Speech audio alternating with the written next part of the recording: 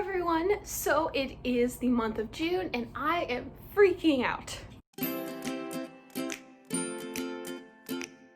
So in case you didn't look at the title and haven't seen a ton of other BookTube videos, I'm going to be doing the mid-year freakout tag, which is where we talk about the books that we have enjoyed, the books that we still haven't read, and some new releases. So I'm gonna leave all of the questions for the tag down below if you are a BookTube channel and you would also like to do the tag, but let's jump into the questions. First question is, what is the best book you have read so far this year?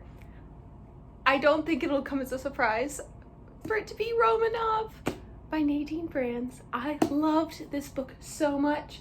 First, I thought it was gonna be like a nice chill 4-star read, and then I got going and it was just incredible. I need you to read it. If you have read it, leave a comment down below so that we can talk about it. But yes, Romanov. The next question is, what is the best sequel you've read this year? I actually haven't read many sequels this year at all, which I've read Ballad of Songbirds and Snakes, but I didn't love that. And other than that, I don't know that I've read any sequels, but this would be my favorite even if I had read a bunch of sequels, because it's Winter by Marissa Meyer. I loved this so much. I love the Lunar Chronicles, one of my favorite series of all times, and this was such a wonderful finale to a wonderful series. So Winter. The next question is, what is a new release from this year that you want to read but you haven't read yet? For me, this is A Song Below Water. And I don't remember who the author is, but I'm gonna have the book over here so you can see it.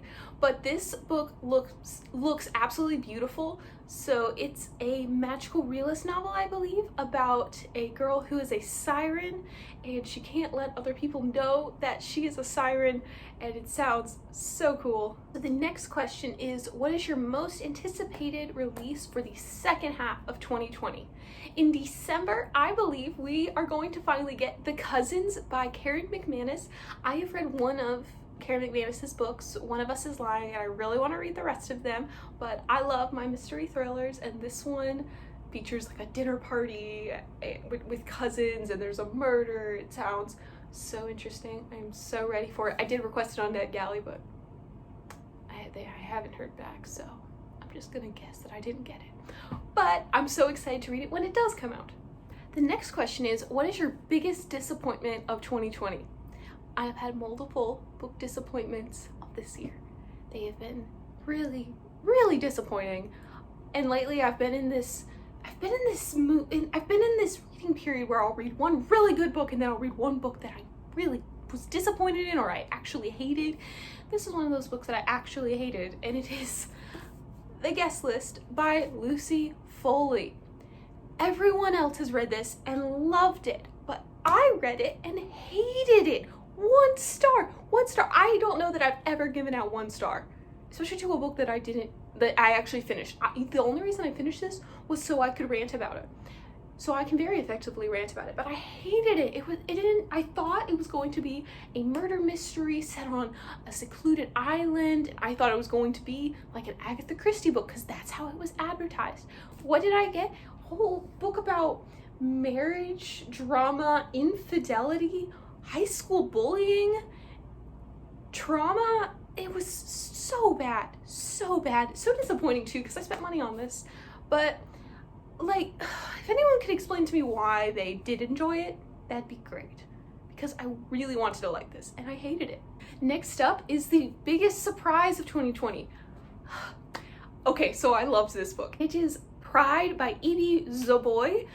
I listened to this on audio and wasn't expecting to love it since I don't love Pride and Prejudice, but it sounded kind of interesting. I was wanting to expand my reading to include more Black authors, and this one sounded fine. It was available on audio, so I got it.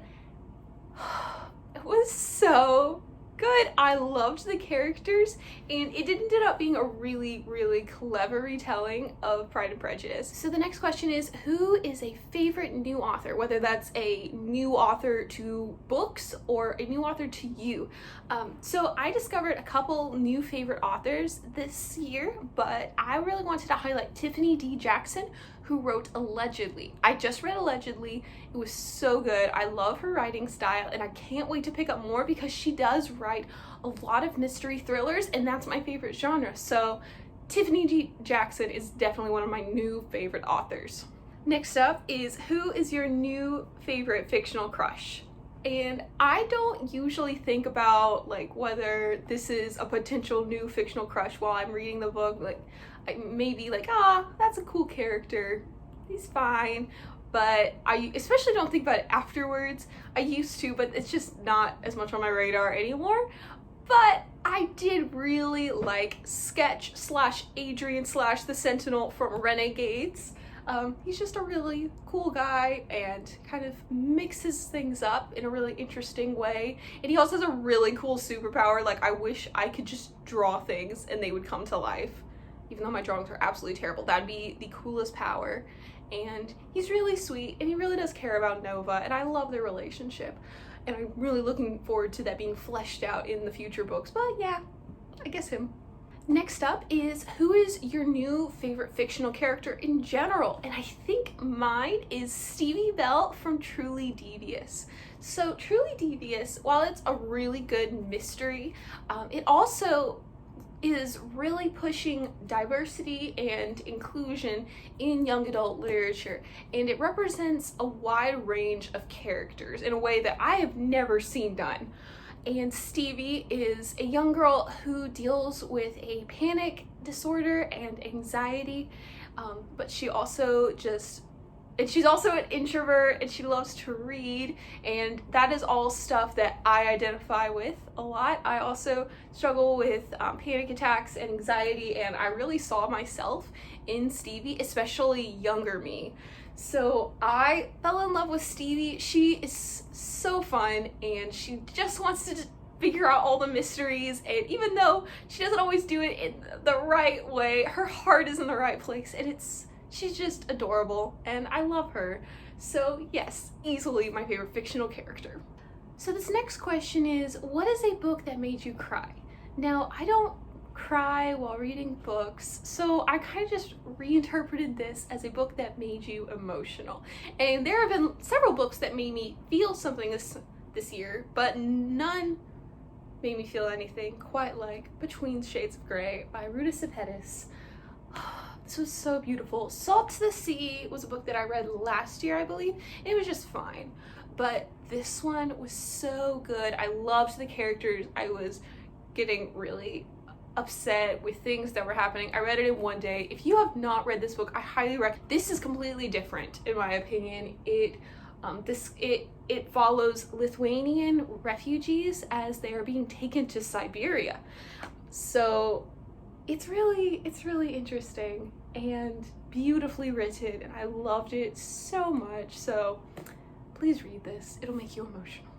Next, I'm supposed to find a book that made me happy. So I haven't read very many actually happy books this year, but there were books that weren't necessarily happy books that did make me happy because I loved the reading process. And the number one book that I can think of is Vicious by V.E. Schwab. I read this book for a 24-hour readathon and read it all and just loved the reading process. It was also just a really nice day outside, and I read outside. It was just such a fun read, and it pulled me out of a reading slump, and I loved it. And I still don't have the second book, but it's in my Amazon cart right now. I just haven't bought it because I can't justify the purchase yet, but I really want it.